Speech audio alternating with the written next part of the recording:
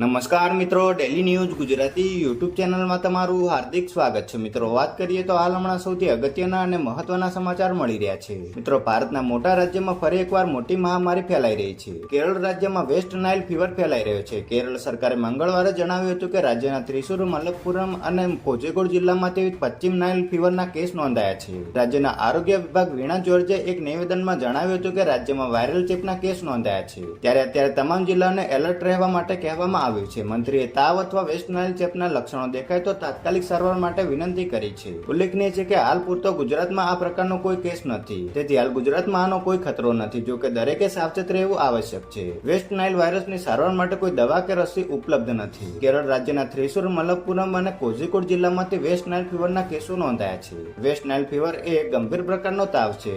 Waste Nile તાવ culex નામના મચ્છરો દ્વારા ફેલાય છે. જો તાવની સમયસર સારવાર ન કરવામાં આવે તો તે જીવલેણ પણ બની શકે છે. વેસ્ટ નાઇલ વાયરસની સારવાર માટે કોઈ દવા કે રસી ઉપલબ્ધ નથી.